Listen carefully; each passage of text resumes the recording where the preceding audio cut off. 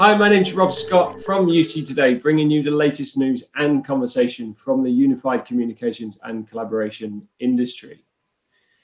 So today's session, we're going to be talking about Zoom. And as we all know, Zoom is emerging as a major player, not only in the meetings space, but also UCaaS and team collaboration landscape too. So in this session, I'll be speaking to Zoom's global CIO, Harry Moseley, about their latest updates, including Zoom Phone, Zoom Apps, Zoom Chat, and OnZoom. So stay tuned. Hi, Harry. How's things? Rob, it's great. Terrific to be here with you again this morning. I guess it's afternoon for you, but terrific to be here. Thank you. It is indeed. Yeah, good to see you. And thanks for taking some time out to speak to me today. So, hey, Zoomtopia looked like a lot of fun. How did it go for you? It was fantastic. I mean, it was all virtual this year, like so many other events around the planet. It was absolutely terrific. Imposing the virtual background on the entire stage was absolutely, brilliant. At least I thought it was brilliant. I thought it was absolutely terrific. Yeah, and a great showcase for Zoom technology also. Yeah. Hey, Eric mentioned something that was quite interesting at Zoomtopia. He said that Zoom is more than just a video communication service. So I was wondering if you could just kind of expand on that a little bit for me. Yeah, so, how we think of Zoom, well, first of all, so what's our vision, what's our mission? So let's start with that. It's all about empowering people to accomplish more. And when you say that, people think about sort of Zoom is going to empower people to, accomplish more meetings, et cetera, better meetings, et cetera. Yeah, it's like that's a piece of it, but it's bigger than that, Rob. It's about empowering people to accomplish more. If you're in the medical industry, empowering medical professionals to treat more patients, improve their lifestyle, so that their patients can actually accomplish more in their lives.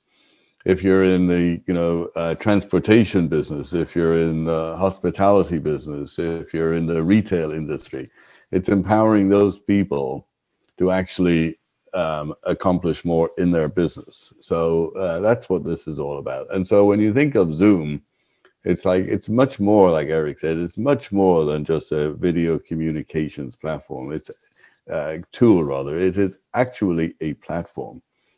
And when we think about a platform, I guess you think about meetings. So we can meet like this, you can meet one-on-one, but you can, do with 50,000 people. And then you think about sort of like the customizable SDK. So people can take the great Zoom technology and embed that into their proprietary applications. And unbeknownst to people, and they don't know they're, quote, using Zoom, but they're using a proprietary app. You look at HSBC in the UK doing Zoom mortgages as an example.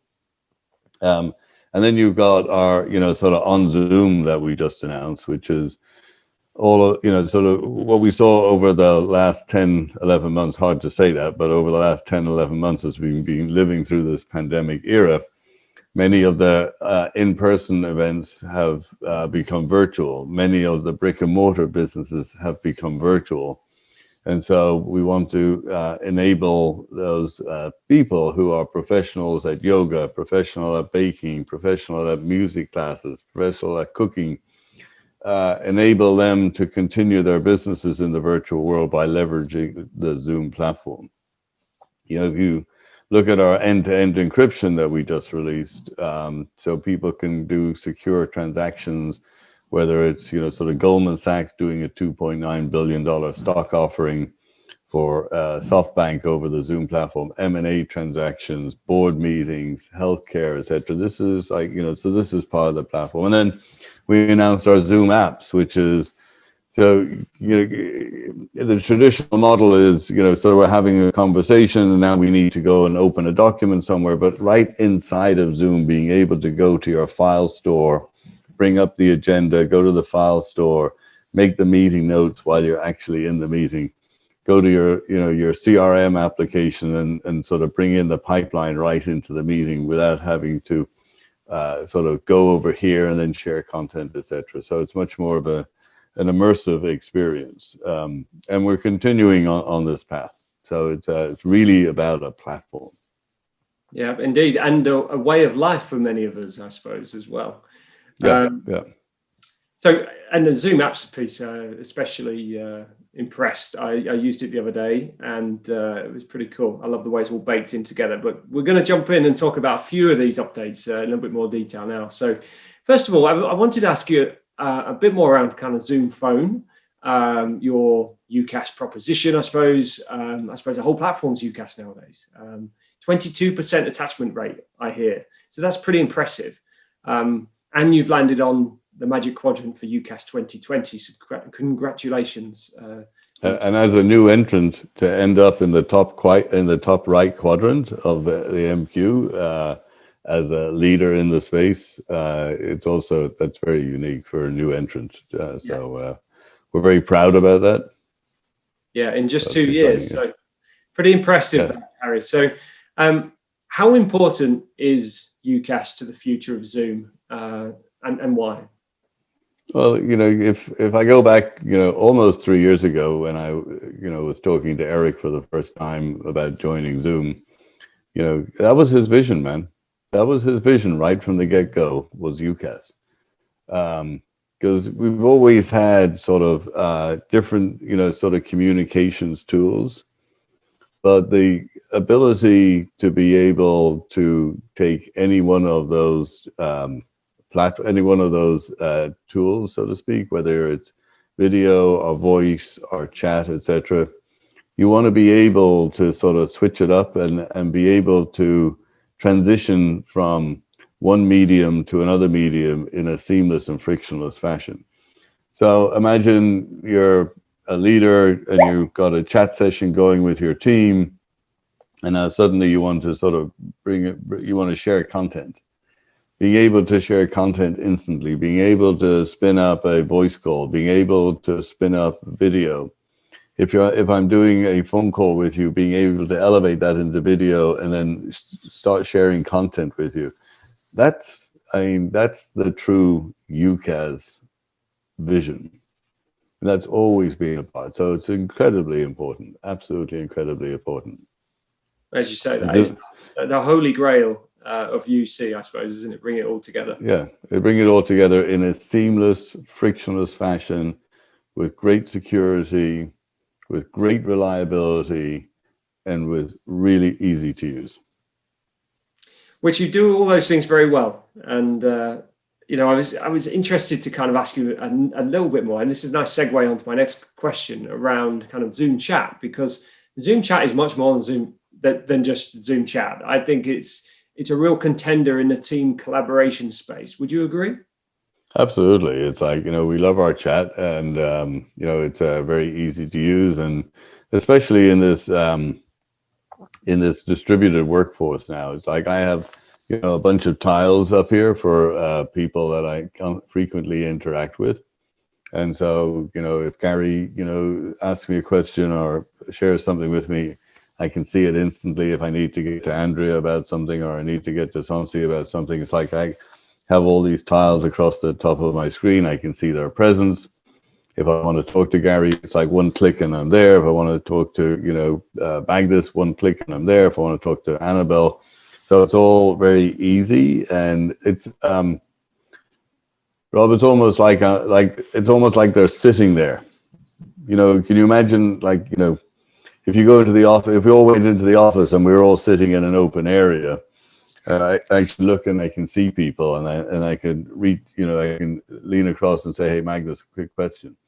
So that's kind of like the way I've got my desktop set up, where it's kind of like I got all my video chats, my Zoom chat windows set up with people I interact with frequently, so I can be instantly responsive to them. Yeah, I think that's the key there, isn't it? It's being present as well, isn't it? And if those tiles and those rooms, those groups of people are instantly available, then it just brings that feeling of presence to the screen a little bit more. Yeah, well, and that's go back to 2011 when Zoom was founded. Why did Eric found this company? Because sort of the technology stack had changed. It was a mobile first world, but it was also a video first world. And, sort of video is the new voice. And why is that phrase so important? It's so important because it's true. And everybody now understands what that actually means. Video is the new voice. I'm talking to you, I'm looking at you, and you're nodding. That's your voice talking to me. That's your body talking to me. Body language is super important. It is. And you just don't get that with just a voice conversation, do you? No, and also, sort of voice conversations, people tend to multitask, they get distracted, they don't listen, and it's kind of like, look, I always remember, I think it was like September of 2005, when the CEO for the firm I was working for called me and said, I just wanted to call you and tell you that video conferencing system you put in is absolutely amazing. It was a high-def video conferencing, the first of its type back then, way before Zoom. And I said, well, thank you for that. Why was this video conferencing so important to you? And he goes, Harry, when I'm talking to a partner on the other side of the planet, and I ask a really hard question, I don't necessarily want to hear the answer. I want to see the answer, because and it's so true, Rob. It's like when you ask people a hard question, you can tell instantly by their facial reaction how hard a question that is for them, whether they're prepared to answer that or not. Mm-hmm. Don't try that with me, by the way. Yeah, indeed. Hey, one of my final questions, I suppose. One of my final questions. We've got two more, but the next one would be around kind of events, Harry. Events seem to be playing an interesting role in the forward direction of Zoom. So I was just wondering if you could explain a little, or give me a little bit more information around kind of the OnZoom plan. Yeah. So, look, we have, as I said before, it's like we have a great platform. We have, and many brick and mortar businesses, are looking to see how they can go virtual. And, if you're great at giving cooking lessons, you're probably not a great technologist. We have great technology, so we're going to leverage our platform and enable you to do your cooking lessons on our platform. So we're going to create sort of the tools necessary to make it really easy for you to bring your cooking lessons online, bring your yoga classes online, bring your piano lessons online. And when you think about this, Rob, it's like it's limited right now to the US because we want to get the platform really, sort of tuned very nicely for people to do this. But when you think about a platform like this, it's like I love cooking Indian food. So imagine somebody from India is offering cooking lessons for Indian food. That would be like pretty cool. Taking a yoga class from somebody in Europe. Why? Because the time I like to do yoga late at night or early in the morning, and it's like, so finding somebody in a different part of the world that's doing a yoga. So you think about it from the business perspective. You think about a yoga instructor, instead of just giving it, doing a class for 10 students in a yoga room, you could have 100 students from all over the world. So this is very exciting. Yeah, you've made the world such a small place ultimately, haven't you? And it's also connected and on demand. So I think that's something that we've learned over the last 10 months is like how small this world really is. And how fragile this world really is, to be honest. It's even more fragile than what we thought before. Yes. One of the amazing sort of facts that Eric shared at Zoomtopia was that sort of January through September, I think the number was something like 40 tons of carbon savings as a consequence of Zoom meetings in the first 9 months of this year. Wow. Yeah. And I read in the news this week that business travel is set to be reduced by something like 50% in 2021. So that's pretty phenomenal. Yeah. Yeah. Amazing. Yeah. So, yeah. Okay. Final question for you then, Harry. Tell me about you. How's 2020 impacted you personally, and professionally? And what could you share with us, to give our audience some takeaways? Yeah, certainly. So, for me, the big stop sign went up March the 1st. I was due to fly to San Francisco, but the event I was going to was canceled because of COVID-19. And so I haven't been on a plane since February the 25th. I used to be on 3 or 4 flights a week prior to COVID-19. And so not flying has been, sort of a time to sit back and reflect, quite honestly, about sort of how I was working. And, given that everybody now understands the video is the new voice, we have this, amazing platform, and that we can actually conduct business, real big business over video. The necessity to travel, from my perspective, has dropped off dramatically. And so I expect, as we come out of this pandemic, to travel maybe 3 or 4 times a month. So I will be down rather dramatically.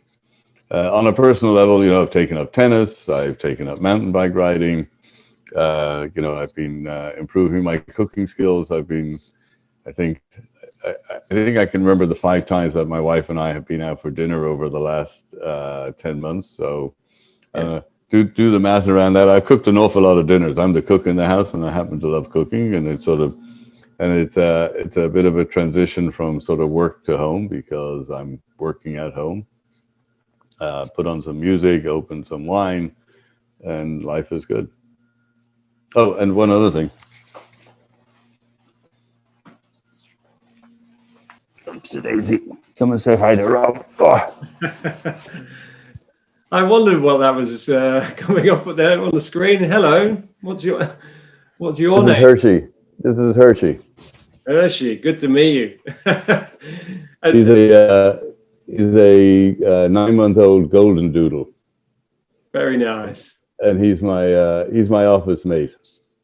Yeah, I have a few furry friends or colleagues in my home office too. So yeah, again, maybe that's one of the benefits of video as well, Harry. Just giving a little bit more time back to our pets as well. Yeah, and a little bit more time back to our families, and Indeed. so this was definitely a consequence for me of COVID-19. Well, Harry, it's been great to see you today. I really appreciate your time. Thanks very much for joining me. Thank you. Thank you. And that's it from us. If you've enjoyed today's session, please do give us a like or a share on social. It's always appreciated. I'm Rob Scott. Thanks for watching.